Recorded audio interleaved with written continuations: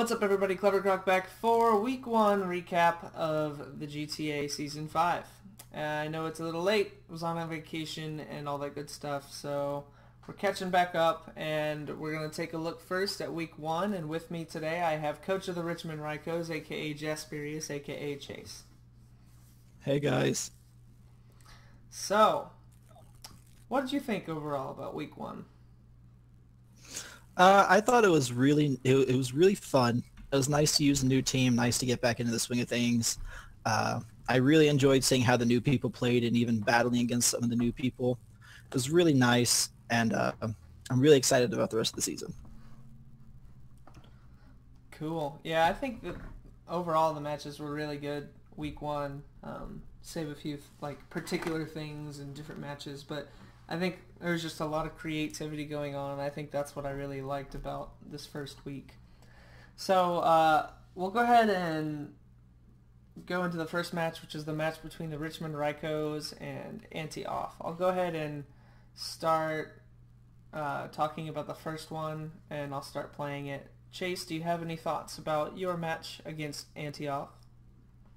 I got a lot of hindsights, but really it was a really nice match. It was really fun to see how his team worked and how it meshed. As you can tell, he has quite a bit of bugs, and it was really cool to see how everything fit together. I really liked his team. I really liked my team as well. The one thing that I would change is I would have a stealth rock, but I do not have a stealth rock mod, so it's a pervasive problem we're going to have till week 4. Yeah. Yeah, that makes sense. I think there was some really cool stuff that happened. I really liked how you brought Aerial Ace for the Volcarona. Maybe it wasn't just for Volcarona, considering Heracross doesn't like that either, or Mega Beedrill. No, it was just for Volcarona. Let's be honest. Yeah, I mean, because you would have preferred to use a fire move on the other two, but I thought them starting off by setting up rocks and sticky webs really kind of set you back. I mean, you ended up, playing fine, but in my opinion, that was pretty rough starting off to get both rocks and sticky web up, especially when his team is relatively slower, and things like Volcarona and Mega Beetrill definitely love having to have a speed advantage on a +1 Mega Sharpedo and Jolteon especially. Oh yeah, they abuse it. Yeah. I would have really liked to not missed 3 different moves. Yeah. Because maybe if I would have actually hit the first Power Whip, he wouldn't have got Stealth Rocks up. But I don't feel like Stealth Rocks made too big of a difference. And then missing all those Will-O-Wisp misses. Yeah. Probably would have changed things. Yeah, I think so. I think this turn right now I'm on is 17, and that was a good switch on your part, but I think Antioch should have taken the risk to Quiver Dance there because of the speed drop. Even if you had protected on that turn, he would have had the advantage, and he probably wouldn't have been able to sweep your entire team if he had Quiver Dance once or twice. But he let instead Sharpedo get its deal set up, and then Psychic Fangs just wrecked the rest of what he had left. I don't think a Quiver Dance would have mattered because the Aqua Jet still did 52. Oh, did it? Okay. Yeah. Never mind. I think the fact that Empoleon was already gone, I think, from my understanding. I'm going to go back a couple turns. Yeah, once Empoleon was gone, Sharpedo was basically going to be able to do whatever it wanted. So that was kind of a problem, in my opinion. Empoleon was probably the bane of Sharpedo's existence up until, Jolteon got the final 6% in. Yeah, I definitely think that Empoleon should have been kept healthy instead of taking those hits. I think, when was the first hit that Empoleon took was... Oh, it took a massive hit from 1,000 arrows. Yeah, he should not have kept that in. He should have switched into, Heracross probably would have been the best one to take the hit, but even Mamoswine coming in would have probably lived it, and then he could have gotten a powerful Ice Shard off or whatever. But yeah, I think once Empoleon was down, that was the end of it. But I mean, I think it was well played on both sides. I was really impressed considering this is his first competitive match ever. Hmm. Um, not to say that it was even just his first match in the Draft League format. Um, and some things that I thought were cool that happened were the Shookaberry was awesome. It turned 16 to preserve the Magirna, because that definitely would have killed. Oh yeah, And I'm guessing you brought that didn't Shookaberry do for that that, much. didn't you? I did specifically for that because I knew Flash Cannon would kill. Yeah, that was smart. That was really smart.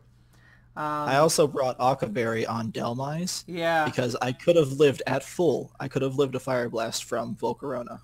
yeah. Unfortunately, I wasn't at full.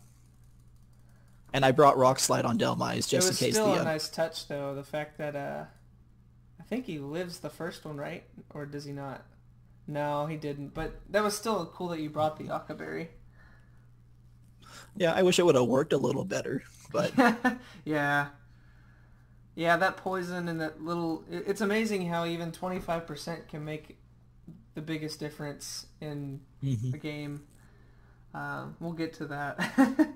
I do think that the first 10 or 11 turns, he definitely had a lot of pressure on you, and I think Mhm. you eventually obviously got your footing back, and he let his Pokemon take hits at points that he probably shouldn't have. Um, but I'll give him this. That was a really good first competitive match, and I'm excited to kind of see where he goes from here. So. Mhm. I was pleasantly surprised after looking at his team what he came up with and how well he played. Well, and fun fact on top of that, he has only played through like Gen 3 and he's played the Gen 2 remakes. So he didn't really know much about Gen 4 or Gen 5 or Gen 6 or even Gen 7 for that matter.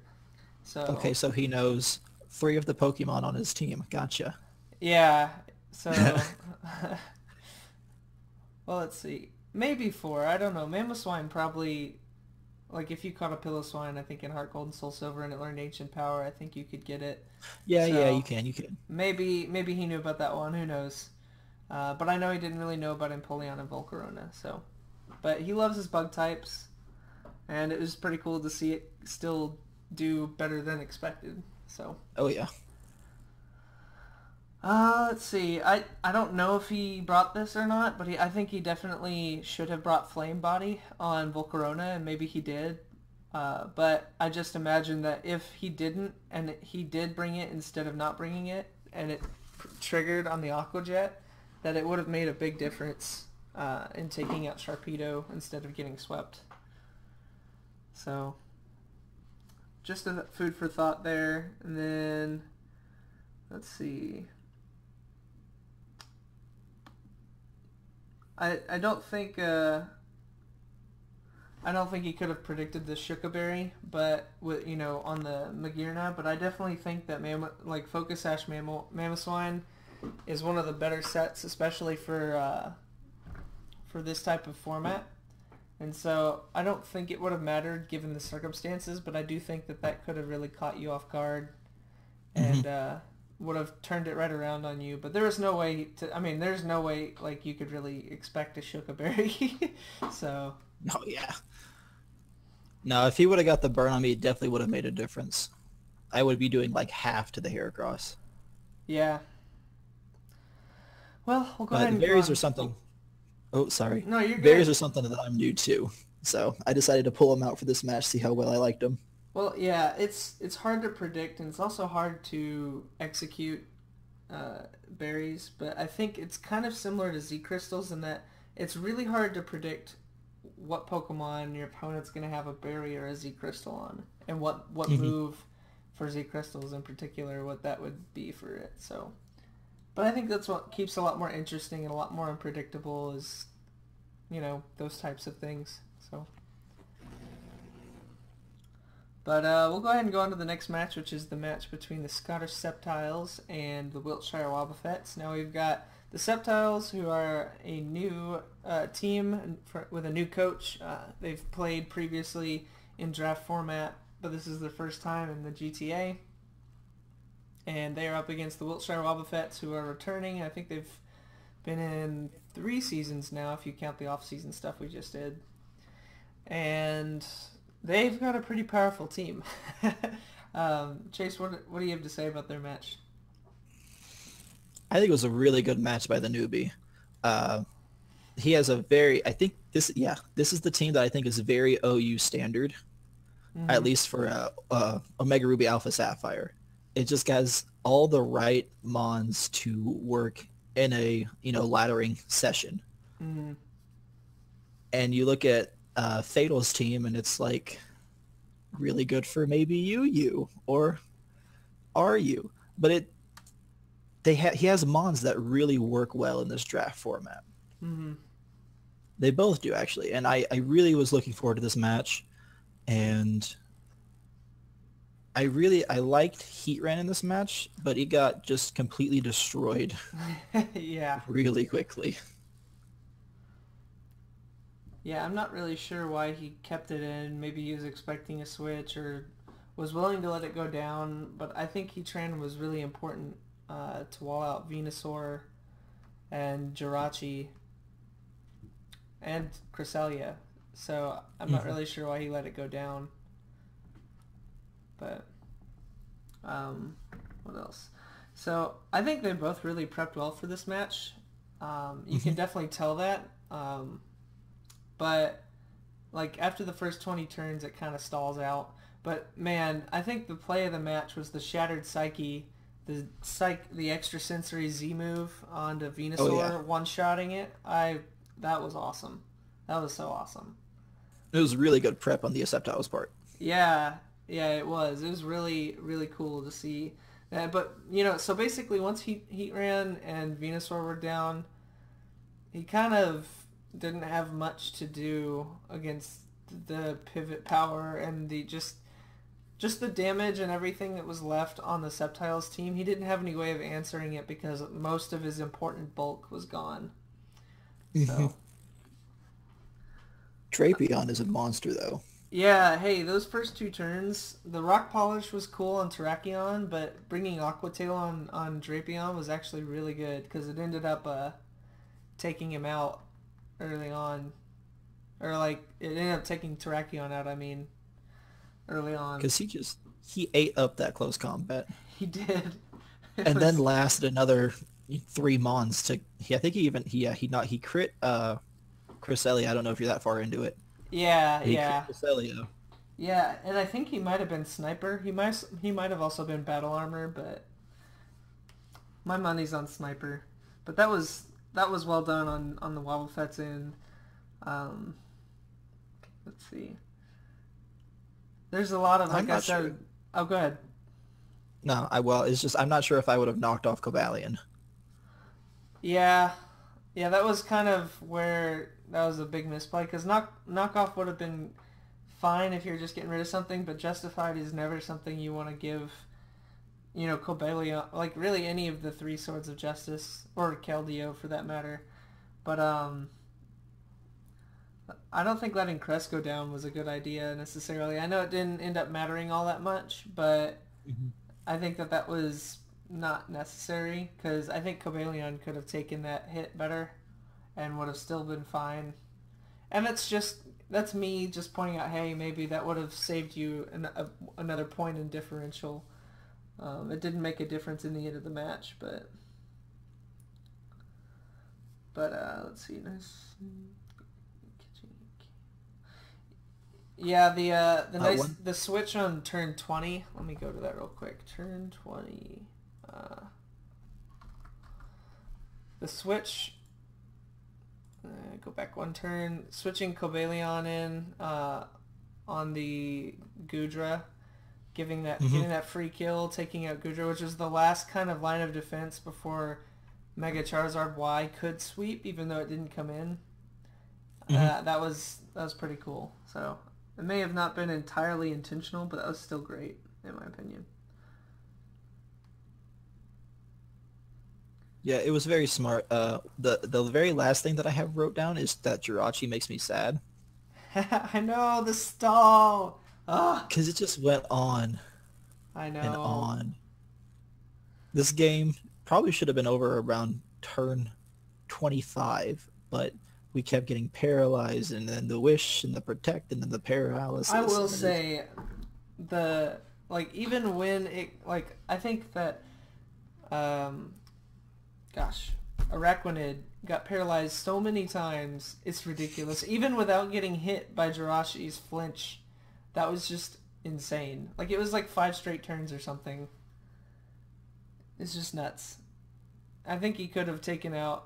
It wouldn't have changed the match because Raikou and Charizard would have finished it off, but I don't think that was necessarily great for him, to have to kind of sit and just take that. It was a clean 7 turns of flinch and paralysis. Man, that's just rough. Oh, yeah. It was a good match otherwise. It was. There was a lot of really good prep, a lot of really good decisions and stuff on each side. It just ended up, it only takes a couple things that to really determine a match. And in this case, I think Heatran and Venusaur going down was what cost him the game.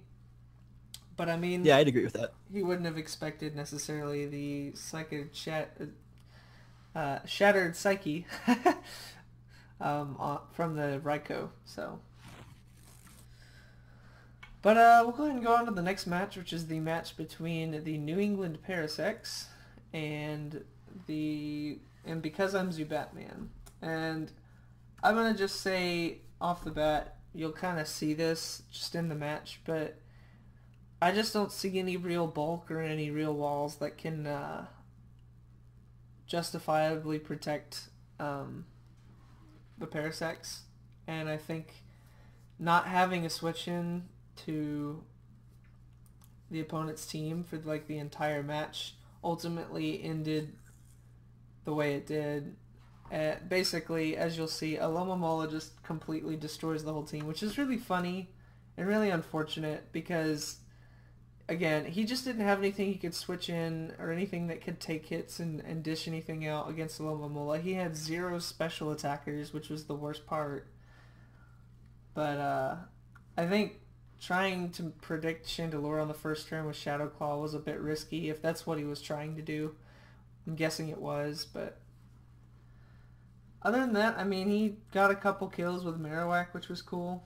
I don't think he should have left Tangrowth in on Celesteela, but maybe he didn't really know what it could do. It's hard to predict things like that, especially if you don't know anything about it. So yeah, I wrote down Marowak is awesome, but it was a questionable first 5 turns for them. Yeah, turn 4 he made the right prediction at the right time, but it was still, he already lost a Mon because of it pretty much. Mm-hmm. One thing I really feel like I should point out is that you need to know the opposing walls and what they're built for. Alomomola is built for physical bulk, but it's got 40 special. Yeah, it gets rocked by special attackers. So even if he had something that was an okay special attacker, he should have brought that, and he should have Tangrowth would have been great if it was preserved, and if it had Giga Drain, it would have destroyed Alomomola, but it just went down. Electivire even. If he would have brought Electivire instead of... Electivire as well.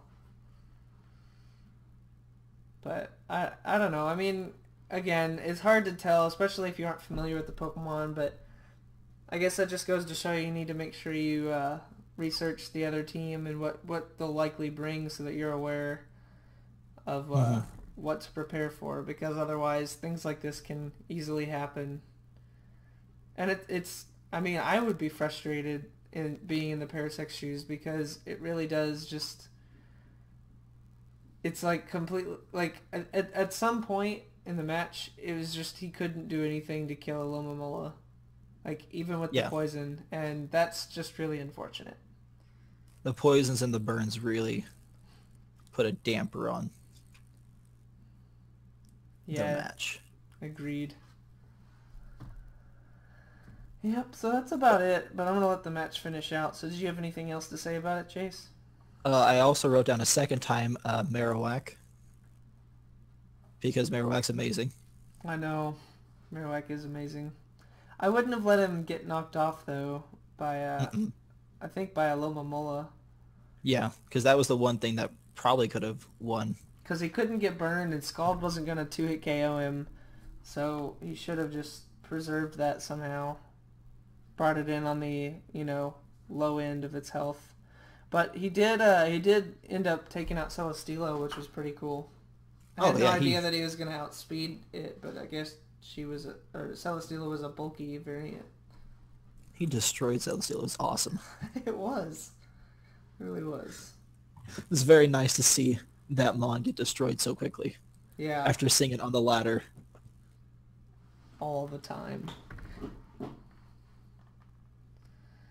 So yeah, that's basically it. Alomomola walled his entire team, sadly. But that happens because, things like Chansey even do the same thing all the time. And it's just when you don't have an answer, they can just sit there and stall you out. It happens. Hmm.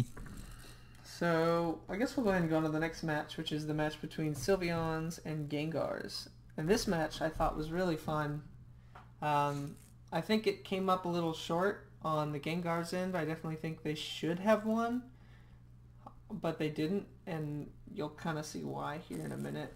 But I think the Sylveons played consistent and well, but I think the Gengars prepped really well in some ways, but if they had prepped in other respects, which you'll see in a minute, I think it would have gotten him the win.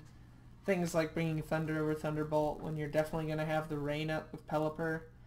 That was, I don't know, maybe he didn't know that it was the 100% deal. I also think bringing Hurricane on Pelipper would have been good.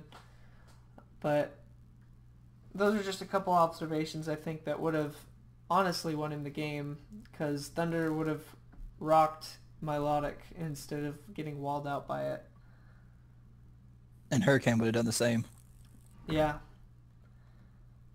But I think Flame Orb Milotic not something you always see, because leftovers is typically better. But I mean, it worked out really well, especially with the substitute. But I mean, yeah, that thing did a lot this match. Let's see. I do think that, kind of going along with having Thunder on Manectric, I think it would have been smart to have Thunderbolt on Gengar, and I think that he shouldn't have let Manectric get weakened by taking hits from other Pokemon, because had he kept it healthy, the Scald from Milotic in the end would not have killed, and then it wouldn't have even mattered that he brought Thunderbolt instead of Thunder. But taking that Dragon Claw was a mighty flaw. Yeah, it took a ton of damage from the Kyurem Black. Yeah. Let's see. Is the Cincinnati with the Hyper Voice and a King's Rock? Did it have King's Rock? I feel like if you're going to run Cincinnati, you should probably run it physical in a King's Rock rather than... Yeah. I didn't know it had King's Rock. Did it get knocked off or something? Yeah, I got knocked off. Oh, yeah. I definitely... King's Rock was not a beneficial thing for Hyper Voice, because Hyper Voice is just damage. But, I think on the Sylveon's end, I would have brought Stone Edge for Pelipper with Infernape, because that would have been an obvious counter lead, and I think that in this case it would have two-hit KO. Mm-hmm. So I think that would have been good. It also might have been good just to bring the Tectonic Crush or whatever the Z move is for Stone Edge, because that would have one-shot it. And then Milotic would have been perfectly fine had he brought Thunder or even Thunderbolt, because the rain would be gone. So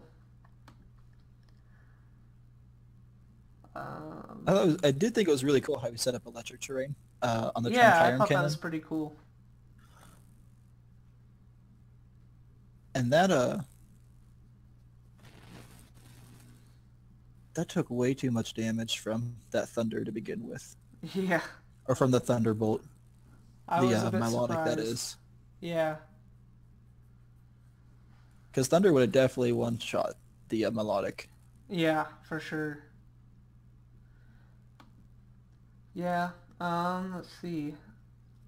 Yeah, I still I'm confused on why he picked heat proof instead of levitate on. that's what I was about to say is if you're gonna have rain, rain's gonna nerf fire anyways, and you don't have Hmm. a fire weakness on your team based on what he brought. That is, levitate would have been much better because that gives you a second immunity to Glasgow's earthquake, and that would have been really helpful.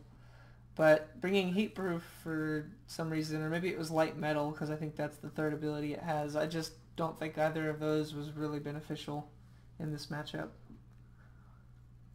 Hmm. And then Hex on Gengar did really well. I was impressed. I thought it was a really good match.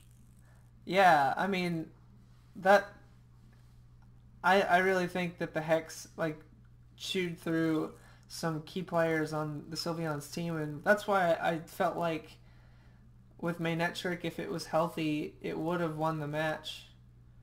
Especially Hmm. since Infernape went for Stealth Rocks at the end. I don't know if that would have mattered since Rain was up, because Scald probably still would have killed, and Defog was done anyways, I guess. But I also don't think that he should have risked the switch in with Maynetric. But yeah, again, I think that bringing Thunder would have won him the game. He had the perfect setup with Pelipper still being alive. He was so close, but yet so far. But it was played really well on both sides. Oh yeah, it was just prep issues. That's the only thing. Yep, that's pretty much what it was. It's And the just a hex good on Gengar, reminder. Yeah, Hex on Gengar was awesome. mm, especially for Gliscor where it abuses toxic. I know, that was great. I don't know if that was what it was for or what, but that worked out really well. But that's about it. Milotic walled up Pelipper Oh in no, the he brought end. Will-O-Wisp. He brought Will-O-Wisp. Well, he brought that too, but I think that it maybe I don't know if Hex was brought both for that and for the other scenario with Will-O-Wisp, or if it was specifically for Will-O-Wisp. But either way, it ended up working out that Glasgow was Poison Heal. That's pretty nifty. It I like is. this match. Yeah, it was a good match. It was really close. Our first close match of the season. Well, the other ones were close. The numbers don't always reflect how close a match are. Let's just put it that way. Okay, yeah, that too. But the next match we'll go to is the match between the Charmeleonaires and the Cincinnati Charizards. This match is pretty short. I'll go ahead and start it, but basically, I think that the Charmeleonaires coach didn't realize what Turtonator was capable of. I think he's still learning a lot of the Gen 7 stuff, and so he probably didn't know that that was something Turtonator learned, which you guys will see in a minute on screen. But basically, this is just a case of he didn't know that he could do that, that Turtonator could do what it did, and it ended really badly for him. Oh yeah. I think they played a very equal first 10 turns, and then Turtonator happened, and it was just over from there. Yeah, Like yeah. any amount of priority on the Charmeleonaires teams would have ended it, but he didn't have priority. Mm-hmm. Wait, can Hoopa learn Vacuum Wave? I don't know. I will say here that letting Mawile take a Will-O-Wisp and get hit by the Mummy ability just to do some Hmm. damage to Cofagrigus was not a good idea, because had the Shell Smash sweep not worked out, it would have really, like, Mega Mawile would have been crucial for the end game if something like Choice Scarf Circuitry was still there, you know? So Hmm.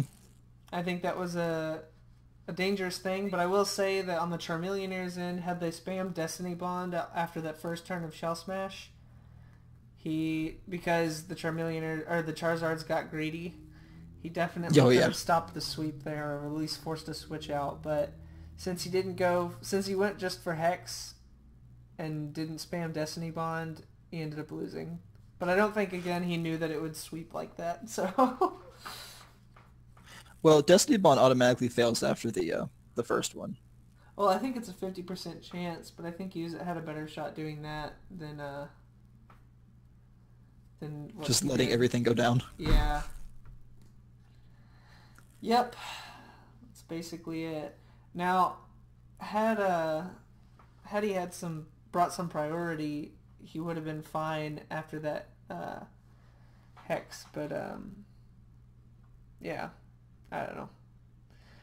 Shell Smash always kills. Oh yeah. We've seen it with Cloister, and now we see it with Turtonator. And we're gonna see it with many more. But I sure hope not. yeah. Well, that's about it, I guess, for this match. Pretty straightforward. So we'll just go to the last match. I'll say a few things. I had a bit trouble being the coach of the Krookodiles. I had a bit of trouble prepping because Alolan Ninetales is really good against my team. But I decided, even though I didn't have a rain starter, that I was going to try and run Pseudo Rain. And I think it worked out pretty well for me. So, but Chase, what do you think about the match? I feel like Smeargle is a little too obvious of a lead. But I also feel like if you were to Scarf Smeargle and just go right for Spore, that'd be pretty interesting. Yeah. Because all you need is something with like a 1 base power higher than Smeargle and have it run max speed, and then your Smeargle's kind of done after a taunt. Mm-hmm. But Buzzwole is really cool. There's things that Buzzwole does that I didn't know it does. Yeah, And it's agreed. nice. Getting Roost was something that I thought was going to end badly for me. But I lucked out. I did know that like Smeargle leading with Spore in some fashion was a possibility, but that's why I had why Mew was a good lead, because it has Synchronize, so it would have put Smeargle to sleep too. That's funny. So I wasn't necessarily worried in the event that it did outspeed me or something, and I managed to get up my rocks and get some rain going so that Swallow could come in and spam Hurricane. And since Swallow did that. One of the things is Jellicent is one of those walls where it's really good on special but not good on physical. So any amount of, a Psyshock would have put in some ton of work. A Shadow Claw from Doug Trio. I think Doug Trio can get Shadow Claw. Yeah, it can. Yeah, so that any would have amount been of scary. physical damage would have done Jellicent in, but luckily or unluckily rather, depending on what side you look at, Yeah, Jellicent just took special. I think Healing Wish was a bit too risky and early to lose Latios, which walled like half of my team. Mm-hmm. So I think that kind of put him in a really bad spot. And since Jellicent was able to wall, if Alolan Ninetales was Life Orb, then it would have been able to 2-hit KO with Freeze Dry on my Jellicent. But since it wasn't, it only did like 37% or something. And so I was able to just stall it out. But Roost was scary, I'll admit it. I thought I had it, and then when he used Roost, I'm like, oh, this is bad. Yeah, that was pretty. I was like, oh wow, it's doing a thing. Yeah, and he was smart not to go to take me out after that first Roost and going for another. But he shouldn't have switched out. I think he should have stayed in and got the... because taking another 25% on Ninetales when Swallow is gonna, take out Buzzwole if it doesn't have a switch in, I think was risky. But I think in that case it was a matter of he needed to maybe think a couple turns ahead, which is more challenging, but it's something that you end up needing in a lot of scenarios that come up like this. But You got to think about the end game. yeah. Encore on Jellicent I think was a bad idea, since I was able to just spam recover and I couldn't do anything else. It kind of ensured that I was able to stay alive because Buzzwole, like his attacks, I resisted all of his attacks being a ghost type, so it didn't really bother me that he switched into Buzzwole and started hammering him, because even with poison I was able to stall him out. Oh yeah. So, but yeah, I think that setting up in the beginning was a bit predictable on his end, and it gave me the ability to execute everything I wanted to get that momentum early on. Yeah, the one thing that I have left is that Jellicent just completely walls him, and that I would suggest maybe bringing Gallade if the opportunity arises again. Because Gallade can put in a ton of work. Yeah, with Night Slash or Shadow Claw. Or just Psycho Cut, honestly. But, yeah, I mean, good match. All of these matches were really good, in my opinion. So, good first week. Any other thoughts overall? I'm just excited for what week 2 brings. Yeah, same here. Well, that's it for today, guys. We will see you for week 2 soon.